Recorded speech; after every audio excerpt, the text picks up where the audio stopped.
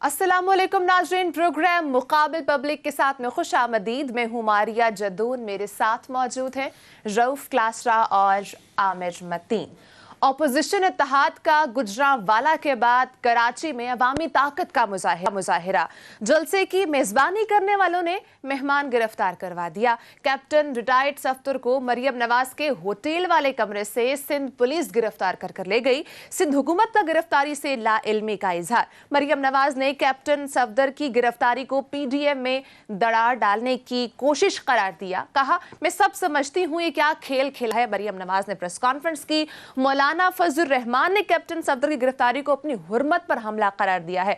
क्या सिंध हुकूमत के आईजी ने वजीर आला सिंध मुराद अली शाह के बजाय किसी और के हुक्म पर गिरफ्तारी दी या की? इस पर प्रोग्राम में बात करेंगे। सेनेट इजलास, ऑपोजिशन के अवामी जलसों की हद सेनेट ऐवान तक जा पहुंची। सेनेटर मुशाहिदुल्लाह ने हुकूमती वजीर सेनेटर आजम सवाती का कच्चा चट्टा खोल कर रख दिया। सवाती साहब, आप किसी को चोर ना कहें, आप तो अमेरिका में दाखिल नहीं हो सकते। आधे से ज्यादा चोर तो काबीना में बैठे हैं, अभी तो इनकी इंक्वायरियां होनी है। सेनेटर मुशाहिदुल्लाह के वार, आपने टाई कोट पहनकर वोट दिया। जनरल बाजवा की तैनाती भी आपने करवाई। सेनेटर मोहसिन अजीज ने भी हिसाब बराबर किया। ऐवान में क्या हुआ उसके मुतालिक भी एक्सक्लूसिव स्टोरी आपके साथ शेयर करेंगे। और उधर इस्लामाबाद में हजारों लेडी हेल्थ वर्कर्स अपने हुकूक के लिए रुल गई हैं, लेकिन हुकूमत सिर्फ ऑपोजिशन से बचाव में मसरूफ है। और प्रोग्राम में बात करेंगे 262% तक अद्वियात में इजाफे के ऊपर भी। आमिर साहब, सबसे पहले मैं आपकी जानिब आऊंगी। ये कैप्टन सफदर साहब की जो गिरफ्तारी है वो मुअम्मा बन के रह गई है। किसकी मां पर हुई है? जिस तरह मरियम नवाज कह रही हैं कि इनकी जो गिरफ्तारी है वो महज पीडीएम में दरार डालने की कोशिश है, क्या वाकई में ऐसा ही है? एक बड़ी कंफ्यूजिंग सी बात है कि कैप्टन सफदर साहब की गिरफ्तारी के हवाले से कि वो प्रिटेंड किया जा रहा है कि पीपल्स पार्टी का गवर्नमेंट का स्टांस बड़ा मज़ेदार है, मज़े का खेज़ है। वो कि जी वो सईद गनी साहब फरमा रहे थे कि जनाब पुलिस का इससे कोई ताल्लुक़ नहीं है। कोई कह रहा है वो जी आईजी साहब अगवा हो गए थे, कोई कह रहा है जनाब ये फलाना उठा के ले गया। खुल के बात भी नहीं कर रहे और इशारतन बात हो रही है कि आपको तो पता है किसने उठाया, किसने करा है। तो इतनी बड़ी जब तहरीक ले रहे हैं और जर्नलों के नाम लिए जा रहे हैं तो खुल के पहले तो कहें ना, जिन्होंने इशारा कराए में अब क्या रह गया। अब जब सारी परात उल्टी कर दी है, हर किस्म के कोई इदारा नहीं छोड़ा, कोई फौज नहीं छोड़ी, जर्नलों के नाम ले रहे हैं। तो आपका डर लगता है देते हुए कहते हुए कि जनाब ये हमने नहीं, ये रेंजर्स ने करवाया या किसने भी करवाया। पहली बात। दूसरी ये है पीपल्स पार्टी की मज़ाक इस बात और इनका मान लेना और उनका क्लेम कर लेना कि हम तो इसमें शामिल नहीं हैं। तो भाई साहब, अगर आपकी वहाँ पे इतनी बुरी हालत है कि आपका पुलिस और आईजी आपके कंट्रोल में नहीं है, तो फिर आप ये रिज़ाइन कर दें। आप कहें जी हम हुकूमत छोड़ते हैं, हमारी तो हुकूमत है ही नहीं है, ये तो कोई और चला रहा है। अगर वो नहीं कर सकते तो रिज़ाइन कर दें। तो कुछ बोले। मिनिमम जो किया जा सकता है वो ये किया जा सकता है कि आईजी को फायर कर दें कि जी फायर्ड, तुम्हारे होते हुए तुम्हारी पुलिस ने कैसे गिरफ्तार किया, तुमने इनसबॉर्डिनेशन की है। आईजी को बहरहाल सुनना है चीफ मिनिस्टर को, उसके बगैर इतना बड़ा अगर एक्शन हो गया है तो आईजी को तो फायर करें। ये उनके इख्तियार में है कि ये इस्लामाबाद शाम से पहले ट्रेन पे बिठा के उनको कहें जी आप अभी 24 घंटे के अंदर घर खाली करके और सामान के बगैर जो है ना आप ट्रेन के बैठ के चले जाएं इस्लामाबाद, मिनिमम है। दूसरा मेरा एक सवाल ये है कि जो मेरी इतला है, अदालत के अंदर जब उनको बेल हुई तो गवर्नमेंट ऑफ सिंध ने उसको अपोज किया। आप बड़ी अहम बात कर रहे हैं। इससे पहले आप आगे जब मैं छोटी सी इसमें एक मैं वो कहे बगैर नहीं रह सकता, इंटरप्शन में हालांकि नहीं करता होता मैं। इसका प्रोसीजर ये है कि ये उनको फायर नहीं कर सकते सिंध हुकूमत आईजी को। बट मैक्सिमम वो जो कर सकते हैं लीगली तौर पर, वो एक यहाँ से लेटर लिख सकते हैं टू द प्राइम मिनिस्टर और एस्टेब्लिशमेंट डिवीजन कि आईजी साहब को फौरी तौर पर इनको विड्रा किया जाए। उसके बाद ये प्राइम मिनिस्टर ऑफ पाकिस्तान का प्रीरोगेटिव कहें या कानूनी तौर पर कि वो करना चाहते हैं नहीं। आपको याद होगा ऑलरेडी इनको वहाँ एडी ख्वाजा पे मसले रहे, फिर कलीम इमाम पे मसले रहे। जब तक फेडरेशन उसको विड्रा नहीं करेगी उस वक्त तक ये सिंध हुकूमत उनको बहर वहाँ से नहीं भेज सकती। हाँ, वो बात आपकी ठीक है, लेटर लिख सकते हैं फौरी तौर पर कि जनाब कि आईजी साहब को चेंज किया जाए, that's what they can do. इकरार साहब थैंक यू फॉर क्लैरिफिकेशन। मगर जाहिर है मैं ये तो नहीं कह रहा कि सच में ट्रेन में बिठा के उनको भेज दिया जाएगा। मैं महारतन ये कह रहा हूँ कि at least some action should have been initiated कि हमने जनाब आईजी के खिलाफ ये एक्शन जो भी प्रोसीजरल है उस तरह ही होना है, ये ले लिया है, जिसकी अभी तक कोई इतला नहीं आई किसी किस्म के भी कि वो आईजी से नाखुश हैं। लास्टली जो मैं कह रहा था कि जो जब अदालत में गए ज़मानत के लिए सफदर साहब की, तो सिंध गवर्नमेंट ने अपोज किया कि नहीं जनाब हम नहीं चाहते कि आप इनकी ज़मानत दें और इनको रिमांड चाहिए हमें। पुलिस ने रिमांड उनका मांगा, तो वो उसके बावजूद जज साहब ने किया। जी जी जी बिल्कुल यही वाली सूरत हाल है। अब आ जाएं कि ये तो सफदर साहब का एक्चुअली बीच में एक टोटा था आज की, उसमें मैं ज़रा ओवरऑल सिचुएशन जो है ना उस पर थोड़ा सा रोशनी डालना चाहूँगा अपने एंगल से। वो मुझे लगता है दो ही तरीके हैं ना इसको देख के। एक तो वो नदीम अफजल चंद के जो ना मुख्तारे वाली सिचुएशन है, गल बद गई है, गवर्नमेंट दसदी नहीं पई मुख्तारे गवर्नमेंट दसदी नहीं पई, गल बद गई है कि गुजरांवाले से जलसा शुरू हुआ, उसके बाद कराची में जलसा हो गया और फिर नवाज शरीफ साहब ने यहाँ के जलसे में क्या तकरीर क्यों नहीं की, यहाँ वहाँ तकरीर नहीं की, नवाज शरीफ साहब की नहीं दिखाई, मगर उन्होंने काफ़ी सारी और चीज़ें कर दी। मोहसिन दावड़ को फॉर एग्जांपल पश्तीन ग्रुप को इसमें नहीं, यहाँ पीटीएम को बुलाया गया था, वहाँ पे उनकी तकरीर करवाई गई। तो ये नहीं मैटर, अब ये लेस इम्पॉर्टेंट बात रह गई है कि जनाब वो कितने नंबर्स थे। ये इम्पॉर्टेंट ये आ गई है कि वहाँ क्या कहा जा रहा है, किस किस के खिलाफ कहा जा रहा है, कितने अदारों को और नाम ले के रगड़ा जा रहा है। और जो कायदे-ए-आज़म के मज़ार पे सिर्फ ये नहीं था कि उन्होंने बदतमीज़ी की, वहाँ पे जो नारे लगाए गए वो नारे जो है सोशल मीडिया पे चल रहे हैं, हम तो दोहरा भी नहीं सकते, दोहराना भी नहीं चाहते हैं, उन नारों का मसला था। तो अब उससे वो जो गल बद गई है, तो आप इमेजिनेशन है आपकी कि गल कितनी की बद सकती है जो है ना।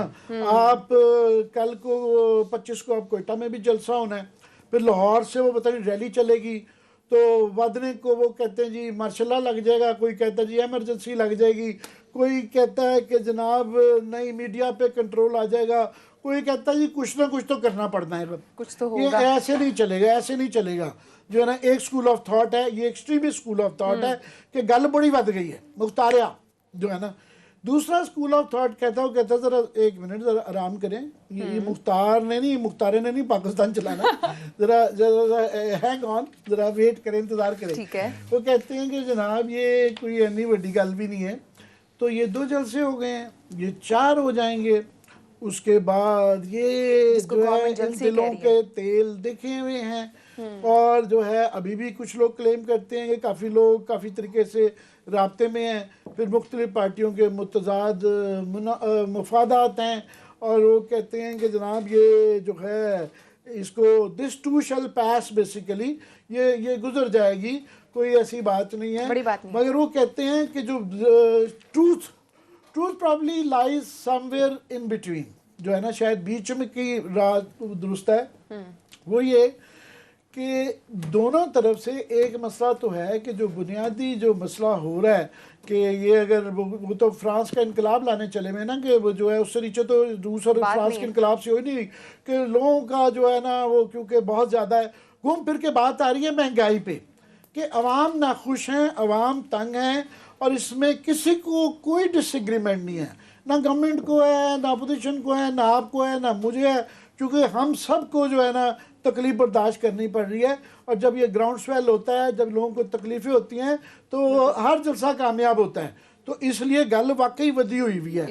अब घूम फिर के आ जाती है बात कि ये गवर्नमेंट जो है इसके मुतल्लिक कुछ अगर कर ले तो शायद इनका कोई बेहतरी हो, वरना ये अभी जलसे नहीं तो अगले जलसे होंगे, और जितने भी जलसे होंगे वो बड़े होंगे तो ये बाद में जो है ना, मैं चाह रहा हूँ क्लास साहब से आप यूँ ले लें, हम ये बात करना चाह रहे हैं कि क्या गवर्नमेंट के पास इस महंगाई के हवाले से कोई कार्ड्स हैं या नहीं है, वो बाद में मैं बात करूंगा। मैं चाह रहा हूँ पहले मैं जरा क्लास साहब से ये तबसरा ले लें कि मुख्तारा ठीक कह रहा है या मुख्तारे के दुश्मन। लेकिन सर एक और इसमें बात ये भी ऐड करती चाहूँगी, जो मरियम नवाज के भाई हैं जो बने अभी रिसेंट बिलावल भुट्टो, वो किधर है, वो नजर नहीं आए सुबह से। ये बड़ा आपका एक अहम सवाल है, लेकिन मैं थोड़ा सा आमिर साहब ने बड़े अहम कुछ क्वेश्चंस उठाए हैं, मेरा ख्याल है उन पे बात करनी ज़रूरी है। एक तो जो आपने भी पूछा सवाल इनसे कि नवाज शरीफ साहब किधर गायब हो गए हैं। एक तो मेरी अपनी इंटरनल एक इन्फॉर्मेशन है, इनकी टॉप की पार्टी की लीडरशिप जो है ना पाँव पड़ गए वहाँ के मियाँ साहब, या तो हमें बुलवा लें लंदन तो या खुद तशरीफ़ ले आएँ।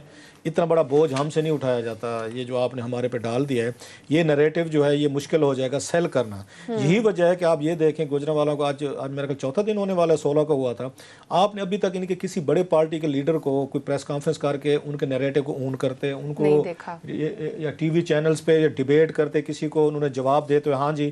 क्योंकि अल्ताफ़ हुसैन साहब का कम से कम एक चीज़ थी, अगर आपको याद हो, हाँ, कि जो भी बम फोड़ते थे लंदन से, उनकी पार्टी के लोग शाम को बैठ के उसकी वजाहतें ज़रूर देते थे और उसमें कहते थे कि अल्ताफ़ भाई का ये मकसद था, अल्ताफ़ भाई ये कहना चाह रहे थे, नहीं आप बात समझे नहीं है। वो इस वक्त उनके मूड स्विंग्स होते हैं, तो ये हो रही थी। एटलीस्ट वो थोड़ी सी वो एक्सप्लेनेशन देते थे, अगर आपको याद हो, डेली उनका ये बचाव का काम होता था। यहाँ से आपको चौथा दिन है, कोई क्लैरिफिकेशन, कोई जस्टिफिकेशन, कोई उनका डिफेंस नहीं आ रहा, जिससे आप इसको ये देख रहे हैं कि उनकी अपनी पार्टी के अंदर कितनी बात तो ये बढ़ी हुई है। चलो बहर तो है या बढ़ी है या नहीं है। और दूसरी बात यह है, जो मेरी इतलात हैं जिन पे ये केसेस हैं नैब के, स्पेशली वो ज़्यादा डरे हुए हैं और टॉप की लीडरशिप पे केसेस हैं। अब वो कोई खुल के बात करने को वो तैयार है। शायद खकान अब्बासी साहब को कोई सुना आपने कहीं पे कोई? अब उनको भी ये साफ ज़ाहिर है एक थोड़ा सा खौफ है कि भाई साहब बड़ी मुश्किल से, अच्छा वो वाली जेल अब वो नहीं होगी जो इमरान खान कह रहा है, जो इनको 5 स्टार या 7 स्टार जो इनको वहाँ नैब की कस्टडी में इनको फैसिलिटीज़ हैं कि आप जाएं और वहाँ पे पूरा अपना केस जो है अपनी उसकी तकरीर भी करें, ये पार्लियामेंट में लाइव पूरी कौम भी सुने, और यहाँ पे मिनिस्टर एनक्लेव्स में आप वहाँ भी रहें या यहाँ पे जो आपके पार्लियामेंट लॉजेस हैं उसमें भी रहें, और वहाँ पे भी नैब जो है डर के मारे यूँ हाथ करके खड़ा हुआ हो और उसमें क्या साहब को कुछ हो ना जाए, और साहब क्या पियेंगे, काफ़ी और चाय कब पियेंगे। सो वो भी उनको पता है कि आपकी दफ़ा वो चीज़ें नहीं होने वाली, जो इमरान खान साहब भी उस पर फरमा चुके हैं। सो उन्होंने इनको रोका है उन पे ये यहाँ पे। दूसरा जरदारी साहब को ये सूट करता है ये बात, ये किसी के सगे नहीं है। जो आज वो फरमा रहे थे ना, ये उसके बाद उन्होंने फरमाया कि बिलावल और मेरी अब ये नस्लों की बातें आगे चलेंगी, तो उसमें एक उन्होंने मरियम नवाज साहब ने बड़ी समझदारी से अपने आप को फ्यूचर की आप कह सकते हैं एम्बेरसमेंट से बचाने के लिए एक वन लाइनर भी कहा है, मेरा ख्याल क्लिप भी है आपके पास। एग्जैक्टली उन्होंने ये कहा कि जनाब के कल को हमने के खिलाफ इलेक्शन भी लड़ना है। मसला ये है कि आपने मतलब वही होंगे ना, अब जब ये बिलावल पे खिलाफ इलेक्शन लड़ेंगे या बिलावल इनके खिलाफ लड़ेगा, तो ये बहन भाई फिर आवाम को क्या बताएंगे कि लोग इनको वोट देंगे। पहले जरा वो क्लिप सुना दें, फिर इसके बाद थोड़ी सी इमरान खान साहब मरियम ने जलसे में कल जो बातें की हैं जरा वो प्ले की थी, जिसमें उन्होंने भाई बनाया बिलावल को। हरीफ होंगे लेकिन दुश्मन अब सुने जरा, ये सारी गुफ्तगू जो वो फरमा रही थी, उन्होंने कहा जी बेनज़ीर भुट्टो साहबा भी आई, वहाँ पे जद्दा भी हैं, सरूर पैलेस भी, वो भी मेरा ख्याल क्लिप पे जो गाली गलोच की गई थी ना, ये सारी आप इसको जहन में समझना ज़रूरी है। अच्छा ये भी नहीं समझे भी इमरान खान साहब पे भी हम आएंगे, ज़रा पहले ये थोड़ा सा ऑपोजिशन क्लियर हो जाए, समझा के पोजीशन क्लियर कर लें। हुकूमत पे भी आते हैं, अल्लाह माशाल्लाह कितने समझदार, और यहाँ पे उसको सॉक्रेटिस इस हुकूमत को चला रहे हैं, प्लेटोस बैठे हुए हैं, बल्कि एरिस्टोटल बैठे हैं शायद। तो उसके बाद जो ये अब इसमें दो बड़ी मेजर चेंजेस हुई थी। एक हुई थी जब बेनज़ीर भुट्टो साहबा वहाँ पे गई थी, सरूर पैलेस गई थी, बिल्कुल ठीक कह रही मरियम साहबा, और बड़े तल्लुकात अच्छे हो गए थे। अब सुनते हैं जरा 3-4 वाक़यात बता रहे हो। उसके बाद गाली गलोच हुई है। अच्छा। और फिर दूसरा बड़ा काम हुआ था जब लंदन में इन्होंने चार्टर ऑफ डेमोक्रेसी साइन किया था बेनज़ीर भुट्टो और नवाज शरीफ साहब ने। उसके बाद भी जिस तरीके का हनीमून ये हुए थे और पता नहीं क्या कुछ हुए थे, वो भी एक बहुत बड़ा था कि आपकी दफ़ा गाली गलोच नहीं होगी और इब की दफ़ा कुछ नहीं होगा। और तीसरा बड़ा जो काम हुआ था, जरदारी साहब जब यहाँ पे वो थे, ये गए थे रेमंड गए थे, 72 डिशेज की बात चल रही थी कि 72 डिशेज इनके लिए, पता नहीं सच है या झूठ है, हमारा मीडिया में तो उड़ा ही रखता है ना, तो 72 डिशेज दी गई थी। जरदारी साहब का क्लिप मैं कहूँगा किसी को वो ढूंढे, इन्होंने कहा था कि अब हमारी नस्लों की दोस्ती चलेगी, मैं आपके घर आ गया हूँ, अब हमारी नस्लों का तल्लुकात चले। रेमंड गए थे बकायदा, और अगले लोग कहते हैं कि ये उसमें हेलीकॉप्टर में अकेले नहीं जाना चाह रहे थे, तो ये कहते शहबाज शरीफ साहब, नवाज शरीफ साहब मेरे साथ चले। इतने डरे हुए थे जरदारी साहब के रेमंड जाते हुए कोई रास्ते में कोई उसकी टेक्निकल फॉल्ट वगैरह ना हो जाए, इस तरह चीजें ना हो जाए।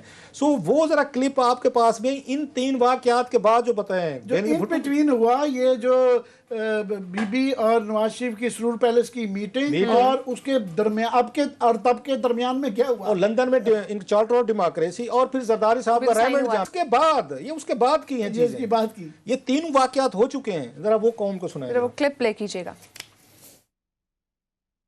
नवाज शरीफ साहब की जो सोच है उसको उन्होंने बीबी की शहादत करार दी है। मैंने कहा ना कि वो लोग भी एक्चुअली भूल जाते हैं, क्या करें कि ये दोबारा एंड अगेन दिखाना पड़ता है कि भाई साहब उस वक्त जो है ना, क्योंकि लोग महंगाई से तंग हैं और चीज़ों से तंग हैं, तो वाकई वो उम्मीद लगा लेते हैं जब ये बातें की जाती हैं मिल्क एंड हनी की, जी बहन भाई बन गए, ये दरमियान में जो मौला जट के अंदाज में ये जो एक दूसरे के मतलब 10-20 साल चल रहा है, उसके बाद फिर ये बहुत ज़्यादा चला गए या हम लोग बड़े बेवकूफ़ हैं, तो ये तासुर चल रहा है, वो अवाम का वही वाला मानने का है।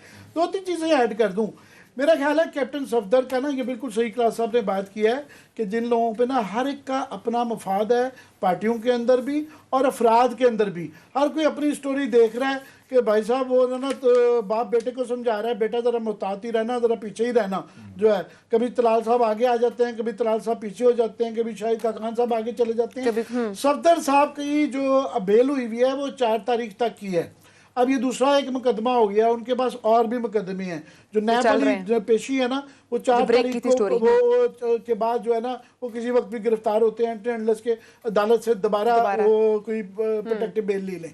अब बात यह है मेरे ख्याल में, ये जो इनको झटका लगाया गया है, सुबह गिरफ्तार किया गया है और शाम को जो छोड़ दिया गया है, मेरा ख्याल है वो एक जो नारे कायदे-ए-आज़म मज़ार के अंदर लगे कुछ अफराद के मतलब फ़ौजी अफराद के मतलब जो नारे लगाए गए जो सोशल मीडिया में चल रहे हैं, वो उसकी वजह से थोड़ा सा ना एक झटका कराया गया है, क्योंकि ये मोमेंटम जा रहा था ना गुजरांवाला और गुजरांवाला के बाद कराची, तो ये अभी जो है अब कोयटा जाना है असल खतरनाक। उससे पहले थोड़ा सा ना उन्होंने कि कोयटा में, क्योंकि बहुत खतरनाक है कोयटा में, हमारा एक खित्ते का क्राइसिस, इंटरनेशनल क्राइसिस, हम रोज कहते हैं जी दुश्मनान हमारे बड़े एक्टिव हैं वहाँ पे, फिर जो है आपके बलोच नेशनलिस्ट भी इकट्ठे हो रहे हैं, मेंगल साहब भी इकट्ठे हो रहे हैं, और बड़ी अरसे बाद दूसरे डॉक्टर मालिक, ये अलग-अलग दोनों बलोच नेशनलिस्ट पहले इलेक्शन एक दूसरे के खिलाफ लड़ते थे, ये पहली दफ़ा वहाँ पे इकट्ठे होंगे। इस तरह ही पश्तूनख्वा और जो JUI है ये मुखालिफ हैं एक दूसरे के पश्तून बेल्ट के अंदर, तो वो दोनों भी इकट्ठे हो रहे हैं। तो एक पीपल्स पार्टी और नून लीग भी इकट्ठी हो रही है, ये भी सारे मुखालिफ हैं। तो वो वहाँ पे अगर नंबर से ज़्यादा क्या बात की जाती है, किस अंदाज में की जाती है, वो बड़ी मैटर है। तो ये थोड़ा सा मेरे ख्याल में सफदर साहब को जो किया गया है ना, वो एक झटका लगाया गया है कि इस मोमेंटम को तोड़ने के लिए कि लाहौर, कराची एंड कोयटा से पहले कि भाई साहब ये इतना भी फ्री फॉर ऑल नहीं है, फिर थोड़ा सा एक झटका लगा। और उसके बाद से अब पता नहीं कौन कितना मैसेज लेना चाह रहा है। आपने ब्रेक लेनी है, ब्रेक के बाद आपको बताया, ब्रेक के बाद आमिर साहब के इस एनालिसिस से सर जी माजरत के साथ बार वापस है ब्रेक के बाद इस पे क्लासेस पे क्या पॉइंट मुख्तारा जीतेगा या मुख्तारा हारेगा, इस पे भी बात करेंगे। नाज़रीन ब्रेक के बाद हम ये भी बात करेंगे आज सेनेट के इजलास में मुशाहिदुल्लाह और आज़म सवाते में किस बात पे झगड़ा हुआ, क्यों हुआ, ब्रेक के बाद।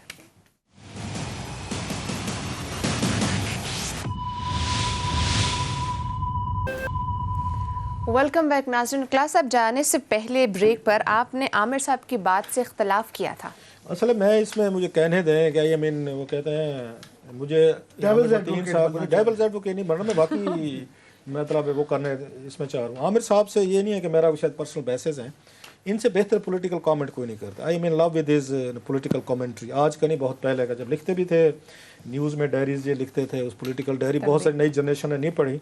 आई विश के ये इस वक्त डायरी इंग्लिश में कहीं लिख रहे हो तो उनको पता चलता कि पार्लियामेंट्री डायरी लिखी कैसे जाती है। और भी लिखते हैं ये और दोस्त ना हूँ, नुसरत जवेद साहब, मालिक साहब, ज़ियाउद्दीन साहब, शाहीन सबाई साहब। खैर आमिर साहब जो बात कह रहे हैं कि उन्होंने थोड़ा सा ये किया टिचकल कर, मैं नहीं ये बाई करता। मैं ये समझता हूँ कि इस एस्टेब्लिशमेंट या इस हुकूमत के स्टेप्स की वजह से ये हीरो बनते जा रहे हैं, और जो चीज़ अपोजिशन के लिए एम्बेरसमेंट बनना शुरू होती है, पब्लिक का उसके अगेंस्ट रिएक्शन आना शुरू होता है, मीडिया का या आम आदमी का, कि भाई ये क्या हो रहा है। ठीक है, इस मुल्क में सियासत करें, हम भी तनकीद करते हैं, हर मुल्क की कोई ना कोई थोड़ी सी अच्छी या बुरी कोई वो रिवायात रहती होती हैं। बिल्कुल। वो क्या करते हैं, जो ही कोई पब्लिक का एंगर, पब्लिक की थोड़ी सी उनके खिलाफ आना शुरू होती है, हमारे जो यहाँ एरिस्टोटल बैठे हुए हैं, को कैबिनेट में हैं, वो किसी और जगह बैठे हुए हैं, वो हमारी इस्टेब्लिशमेंट है, हमारे जो समझदार हैं वो फौरी तौर पर इनको बेल आउट करते हैं। अब ये मैं तो इसको कहता हूँ वो क्या कहते हैं कि इसमें इंटेंशन नहीं, अपनी तो ये बड़े सियाने बल्कि सियाने। मतलब मुझे ये समझ नहीं आती कि नवाज शरीफ साहब पे जो वहाँ पे तकरीर पे आपने अगर FIR दर्ज करवाई थी, लोगों गद्दारी का वाली। भाई लोगों का रिएक्शन आ रहा था ना सपोजली, चाहे भाई अपोजिशन का, भाई हुकूमत का आ रहा था, कुछ मीडिया में आ रहा था, कोई प्रो हुकूमत प्रो एस्टेब्लिशमेंट जर्नलिस्ट से वटेवर, एक लोगों में रिएक्शन आया है थोड़ा Point सा। of view तो था। इससे पहले वो रिएक्शन कोई बड़ी उसमें तब्दील होता, आपने एफआईआर करके आपने उनको वो कर दिया, फौरा रुख वहीं जो पे है ना stop। फौरी तौर पर वो लोगों का इस तरफ चला गया, उसमें आपने प्राइम मिनिस्टर एजेके को डाल दिया जो सबसे बड़ा आपके लिए ब्लो आया, आपको पीछे भागना पड़ गया। आपने वहां पे वो जनरल्स। तमाम जितने हाई अप्स थे उसके पीएम नवाज के, आपने 3 फौजी जर्नल डाले, आपने सारे उसमें इंटीरियर मिनिस्टर डाल दिया, अगेन हसन इकबाल साहब डाल दिया, आपने ख्वाजा आसिफ जो आपका फॉरेन मिनिस्टर था उसको डाल दिया, मैं बाकी नाम चलो नहीं ले रहा। 3 रिटायर्ड आपके आर्मी जनरल्स, 2 आपके यहाँ पे इंटीरियर मिनिस्टर और आपके foreign minister, 1 prime minister and company, उन पे केस कर दिया, हो गया। उसके बाद रुख क्या बदलना था, वो सारे लोग उनकी तकरीर भूल गए, वो इस पे बहस हो गई कि उन्होंने उसको एजेके को पकड़ लिया कि आपने वहां पे उसमें पाकिस्तानी उसमें कश्मीर के अगर वजीर आजम पे आपने बगावत कर दी, कहानी खत्म, गाली मुक गई। वो तो कह रहा मुख्तार वाली गाल बात गई, वो गाली मुक गई। उसका क्या हुआ, फिर इन्हें अपना वो करना पड़ा, उसको रिवर्स करना पड़ा। सो उससे भी निकल गए, वो आराम से पोजीशन निकल गई और इनके लिए मसला पैदा हो गया। ये अपोलोजेटिक हुए, माफिया मांगते, वो चैनल्स पे एक्सप्लेनेशन देते, वो नहीं जी साड़ा ये मकसद नहीं सीधे गलत हो गया, तो ये पता नहीं कौन आया था, किसने एफआईआर करवाई, फलां फलां फलां हो गया। अभी देख लें, अभी जो इन्होंने किया है, अभी जो तकरीर वहां पे हो रही थी, या जो उसने जाके कैप्टन सफदर साहब ने जो भी हंगामा किया वटेवर, सारे पाकिस्तान का मीडिया का रुख आप उठा के देख लें कल तक किस के खिलाफ था। कैप्टन सफदर के। आज क्या है, आज किसके हक में है? उनके प्रो गए। तो ये एरिस्टोटल जो बैठे हुए ना, हमारे प्राइम मिनिस्टर साहब की कैबिनेट में बैठे हैं, वो जहां पे बैठे हैं बेसिकली ये उनके दोस्त हैं, ये उनको मदद कर रहे हैं जहां पे कोई इशू बनने की उसमें आती है। और कैप्टन सफदर साहब इन चीज़ों के लिए बड़े माशाल्लाह, मैं तो समझता हूँ सम टाइम ये शरीफ फैमिली ने ना उनको इसी काम के लिए रखा हुआ है कि भाई साहब आपने नारे भी मारने हैं, आपने यहाँ हल्ला गुला भी करना है, आपने ऐसी बातें वो मतलब किस किस पे कंट्रोवर्शियल उन्होंने बातें नहीं की हुई, उस वक्त इनको कोई ख्याल नहीं आता उस पर सारा। सो कैप्टन साहब उस वक्त विलन थे। आज जिस तरीके से गिरफ्तारी उन्होंने की है, जिस तरीके, फिर डट जाए ना, मुझे समझ नहीं आ रही, आपने काम कर लिया फिर उस पर डट जाएं, फिर जरा खड़े हो जाएं। और लास्ट में कहूँ कि इस पे प्राइम मिनिस्टर ऑफ पाकिस्तान साहब की मैं तकरीर सुन रहा था, आई वॉज मैसिवली डिसअपॉइंटेड कि अपने आप ये मुखालफिन, भाई मतलब आपस में बैठे हो, आपस में क्या बैठे हैं, पूरी कौम ही सुन रही है, एक मतलब मुहावरा कह रहा हूँ कि मुझसे ज़्यादा ट्रॉलिंग किसी की हुई है सर इस पे सोशल मीडिया में पिछले कोई उसमें 3-4 सालों में। आज तक मेरी आपने कोई उसमें देखी होगी कोई मैंने गैर महज़ब कोई ज़बान यूज़ करने की कोशिश की। मुझे भी गुस्सा आता है, मैं भी इंसान हूँ, मेरी भी फैमिली है, मेरे भी बच्चे हैं, वो भी एम्बेरस होते होंगे, बहुत सारी चीज़ों से। लेकिन अगर आप थोड़े से पब्लिक फेस हैं, you have to be very careful कि आपने आम आदमी की ज़बान में जाकर उसको जवाब नहीं देना होता। मैं तो मेरे बहुत सारे टीम के लोग कहते होते हैं, ये मुंह पे हैं सारे, कि हम जवाब देना चाहते हैं। मेरे बहुत सारे दोस्त, मैंने कभी किसी को रिट्यूट नहीं किया, अपनी टीम को इजाज़त नहीं दी कि आप जाएं और मेरे मुखालफिन जो मेरे बारे में कह रहे हैं ना, हाँ मैंने किसी को खुद जवाब देना है, मैं खुद दे लूँगा। मेरे कहने का मतलब ये, अगर प्राइम मिनिस्टर ऑफ पाकिस्तान भी अगर उसने इस तरह की उसने आके उसने जस्चर देने हैं, उसने इस तरह की आके उसने लैंग्वेज इस्तेमाल करनी है, तो फिर हमारे और उनमें कोई फ़र्क नहीं है।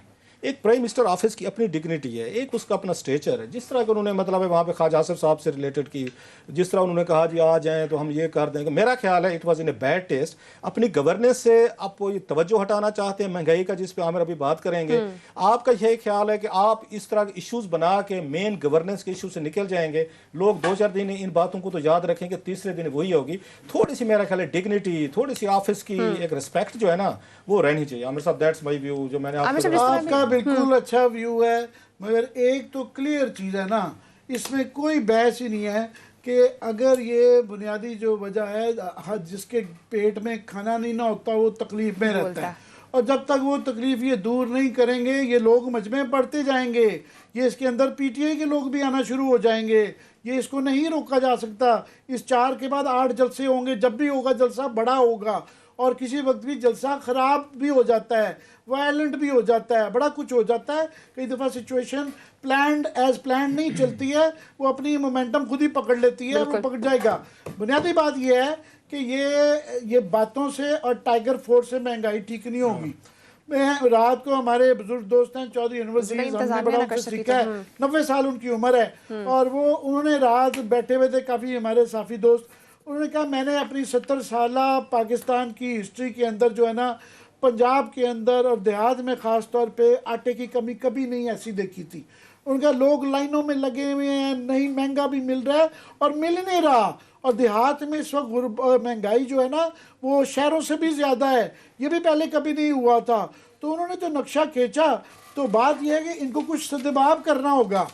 सदबाब के लिए वो उनसे ही हमने कहा जी आपके ख्याल में क्या 70 साल का आपका तजर्बा क्या कहता है, क्या सलूशन हो उन्होंने कहा जी ये एक तो बात है कि पहला मसला होता है अकल और कैपेसिटी का, कि आपके अंदर जो है ना अकल हो, बहादुरी हो और कैपेसिटी हो कि आप समझे तो Capable हो सही। चीज़ तो की। ये इनके अंदर वही नहीं है कि बड़े आराम से 3 मुजरा आते हैं, मानते हैं कि हमारे से पॉलिसी भी गलत हुई, हम हेल्पलेस हैं, ये जो हमारा कोई डर नहीं है, ये चोर बाजारी वालों पे हमारा कोई डर नहीं है, दुकानदार पे जो चोर हैं, और हम पॉलिसी भी नहीं बना सकते और हम किसी को निकाल भी नहीं सकते। हमने किसी बाबू को नहीं निकालना और हमने किसी वजीर को नहीं निकालना, वह महंगाई है खुद ब खुद ही शायद ठीक हो जाएगी, पहली बात।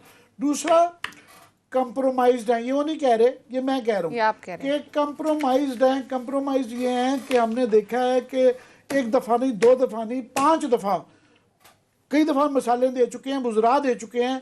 प्राइम मिनिस्टर के साथ लोग झूठ बोलते हैं, वो चोरी पकड़ी जाती है, झूठ पकड़ा जाता है कैबिनेट Facts में, गलत पता ECC चलते हैं बाद में। में, और किसी का कोई प्राइम मिनिस्टर का डर नहीं है, और प्राइम मिनिस्टर साहब किसी को डर डालने के उनके शौक भी नहीं रखते। serious भी कोई नहीं वो ले रहा। वो इसलिए फिर कोई लोग संजीदगी से लेता भी नहीं है, और इनका फिर लोग कॉम्प्रोमाइज ये भी कहते हैं कि शायद ये उनके आगे लाचार लगते हैं, शायद कुछ लोगों ने इनको फंड दिया हुआ है, शायद कुछ लोगों ने इनके साथ वो कंप्रोमाइज है ना, मरियम ने भी कुछ ये जो बातें है ये की। मरियम जो बातें कर रही है वो फिर हमारे ऐसे भी शक पे हो जाता है कि ये ATMs हैं इनकी, ये उनको नहीं छेड़ सकते। फॉर एग्जांपल एक तो हो गया ना महंगाई जो फूड आइटम्स की है, आटे की, चीनी की बात हो रही है।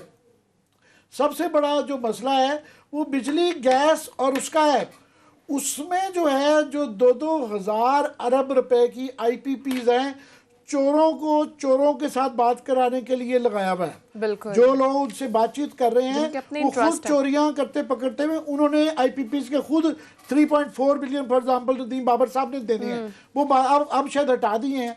उसी तरह ही गैस की आप चोरी नहीं रोकते, बिजली की चोरी नहीं रोकते, अवाम के ऊपर ये सारी चीज़ें डालते जाते हैं, या कम से कम चोरी रोक लें। और उसके लिए अगर ये, मैं ऐसे ही कहता हूँ, लोग पूछते हैं आप सोल्यूशन नहीं देते, हमें सोल्यूशन देने की क्या जरूरत है, हम गवर्नमेंट तो नहीं है, मगर बच्चे को भी समझ आता है, मुख्तारे को भी समझ आता है कि आप एक फाइनेंशियल महंगाई एमरजेंसी लगाएं।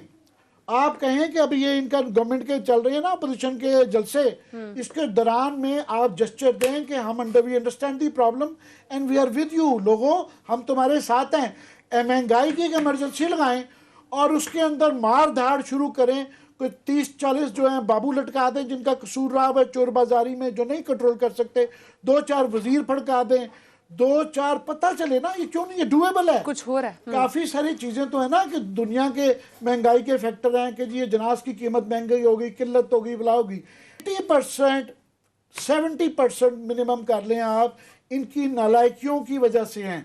उन नालायकी तो कंट्रोल करें, गलत पॉलिसी की वजह से है, कमज़ोरी की वजह से है, चोरी की वजह से है। वो चोरियां कंट्रोल कर ले, वह कम से कम गवर्नमेंट फिर खुद ले ले कि नवाज शरीफ ने अक्लमंदी की थी। लास्टली कह दूं कि उन्होंने मैक्रो पॉलिट जो है ना इकोनॉमिक्स तबाह कर दी, करंट अकाउंट डेफिसिट, आम आदमी को कोई इंटरेस्ट नहीं है, उसने वो आम आदमी तक नहीं आने देखा, उसने आटा चीनी सस्ती रखा। ये दूसरी एक्सट्रीम पे चले गए।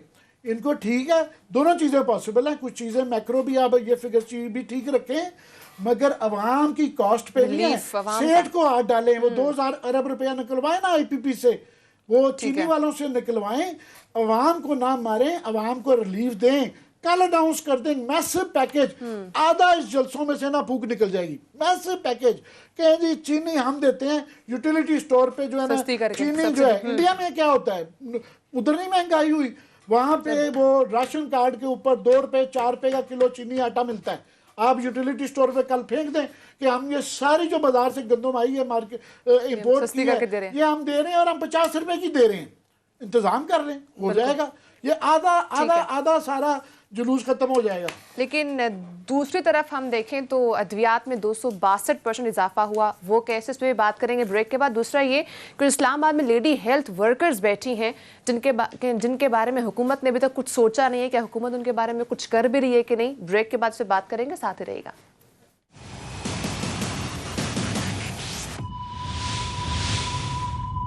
वेलकम बैक नाज़रीन। क्लास साहब, ये सेनेट इजलास में भी जो दो वज़रा की सेनेटर्स की आपस में लड़ाई हुई है, उसकी क्या स्टोरी है?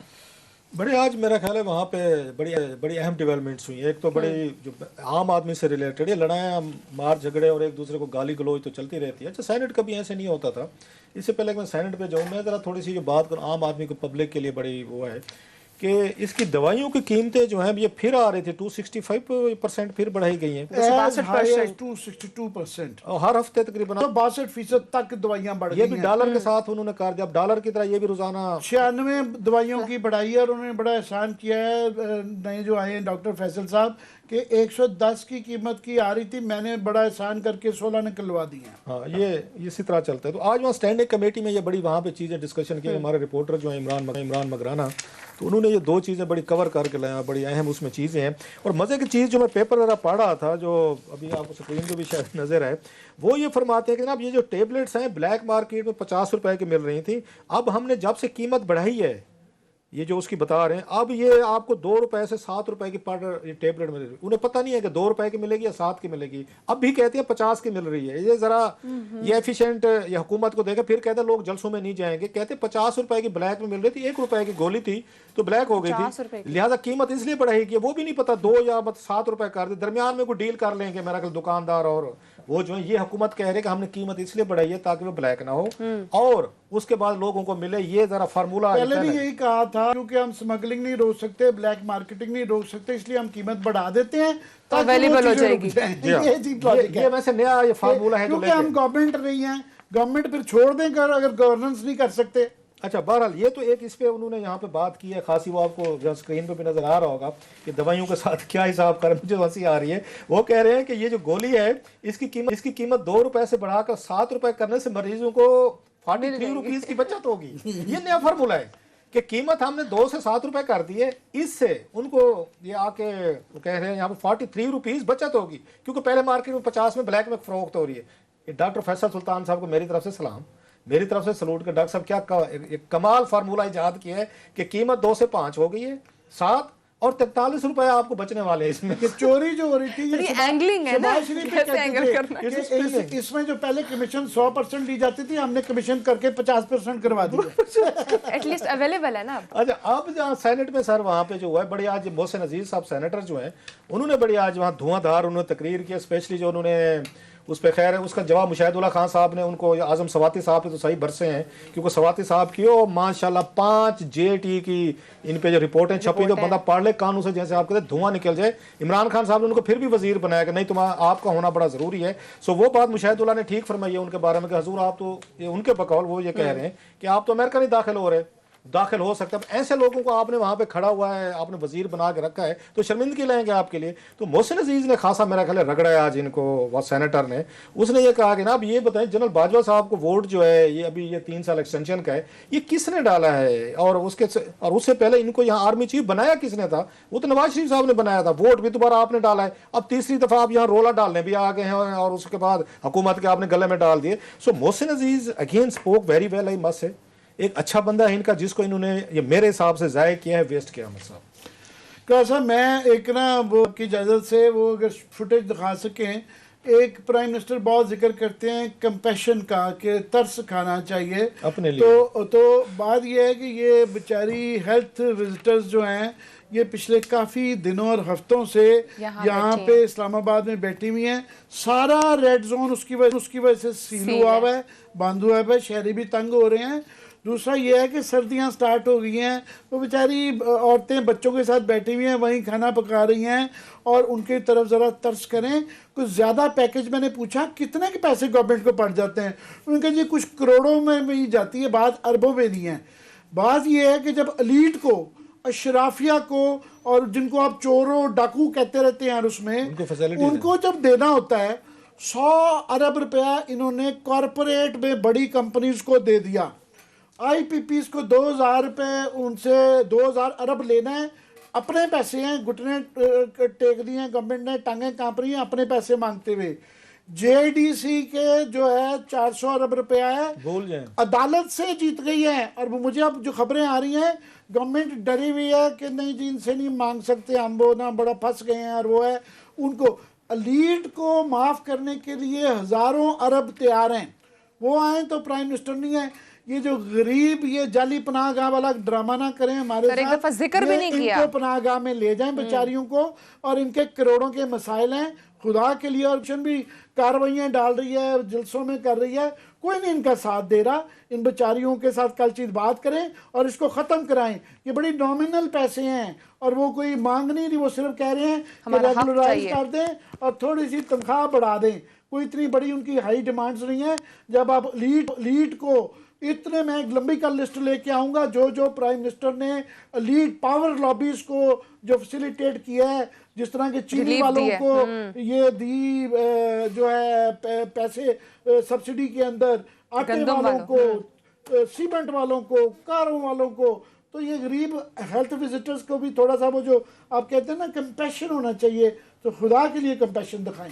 आमिर साहब, मैं अगर कोई थोड़ा सा टाइम बच गया है तो लास्ट 3 मिनट इनसे पूछें, ये जो खवातीन हमारी बहनें आई हुई हैं, इन्होंने कभी कोई लाखों करोड़ों में, आपने इतने बड़ी लंबी लिस्ट गिना दी कारपोरेट सेक्टर की और बड़े बड़े लोगों की, इनसे पूछें कभी इन्होंने इमरान खान साहब की पार्टी को या इनके यहाँ हॉस्पिटल्स के जो प्रोजेक्ट्स हैं को लाखों करोड़ों रुपए की डोनेशन दिए हैं? इसीलिए ना देंगे, इन्हें कहें चंदा इकट्ठा करें। आज एक चेक बनाए बड़ा सारा माशाल्लाह को 10-20 करोड़ रुपए का, ये सारे बेचारे जो आए हुए ना चंदा इकट्ठा करें और चंदा इकट्ठा करें। इनकी एक डिमांड होनी चाहिए कि हमें इमरान खान साहब से मुलाकात करवाते हैं, हम उनको डोनेशन देना चाहते हैं सर, उसके बाद मसले भी हल होंगे। हर चीज़ का हल होता है ना। अब मैं आपको सोल्यूशन दे रहा हूँ, लोग पूछते हैं सोल्यूशन दें, चंदा इकट्ठा करें, हम उसमें डालने को तैयार हैं। यहाँ ब्लू एरिया में चलते हैं, यहाँ पे ताजर बड़े अच्छे हैं इस्लामाबाद के बेचारे, उनसे पैसे मांगते हैं कि हमारी माएँ बहनें पिछले हफ्ते से पड़ी हैं और किसी को हुकूमत में शर्म नहीं है कि आप माएँ बहनों वाले, वो इतने उसमें पड़े हुए। इतना आप लोगों में रूडनेस और वो आ गया है कि आपका इतना टाइम नहीं है। उसमें पनाहगाह में इमरान खान साहब चलेंगे, पता ये चला है वो उनके अपने, मेरा ख्याल है वहाँ इंटेलिजेंस के लोग थे जिनके साथ बैठ के खाना खा के आगे, वो खबरें आ रही हैं। आपके साथ इतना नहीं हो कि आप इनके पास चले जाएं, आपकी बच्चे हैं, बेटियां हैं, आप उनको बुलाएं, 4 को उसमें वजीर आजम ऑफिस में बुला के उनकी 10 डिमांड है, चलो सारी नहीं पूरी हो सकती, चलो 3-4 तो कर दें, उनके को सर पे हाथ रख दें। 34 अरब रुपए का पहले दवाइयों में टीका लगा था, ये 24 अरब रुपए का टीका, कल तफसीलात बताएंगे। वो जो लोग खा गए हैं ना, उनसे कहें 1 करोड़ रुपया इनको भी दे दें। इन बहनों से मैं आके इनको डोनेशन अपनी जेब से जो मेरी औकात में देने को तैयार हूँ। कल हम ही मेरा ख्याल यहाँ पे एक फंड खोलते हैं, अपने टीवी वालों से कहते हैं कि फंड खोल दें, हम भी देते हैं, हम भी डोनेट करते हैं, लोगों से भी अपील करते हैं खुदा के लिए इनको पैसे दें। ये बेचारों की हम रोज वहां से गुजर के आते हैं, रोना आ जाता है खुदा की कसम। और वो पैसे जाके प्राइम मिनिस्टर ऑफ पाकिस्तान को अपनी डोनेशन देनी है कि सर हम इसलिए आए थे इतने दूर दराज के इलाकों से, हम आपको डोनेट करना चाहते थे। उसके बाद ये कंपैशन भी आ जाएगा सर, उसके बाद वजीर आजम साहब भी जाग जाएंगे, इनके वजीर भी जाए, और कोई इनके लिए, मुझे ये दुख है, मतलब कोई इन बंधु में 50-60 की फौज भर्ती करके बैठे हुए हैं, कोई आपके पास आपने सारी अपनी एडमिनिस्ट्रेशन की सख्ती जो दिखानी है वो गरीबों पे दिखानी है। वो जो नारे मारते फिरते हैं, गालियां देते फिरते हैं दारों पे, उनको कोई नहीं रोक रहा। ऑपोजिशन को दीवार पे लगाने से बेहतर है कि हुकूमत इनके पास आए, इनके मसाइल हल करे। इस तरह आमिर साहब ने बात की है कि जब आवाम के मसाइल हल होंगे तो प्रॉब्लम्स जो हैं वो खुद ही सॉल्व हो जाएंगी। इंशाल्लाह आपसे कल मुलाकात होगी, अपना ख्याल रखिएगा, अल्लाह हाफ़िज़।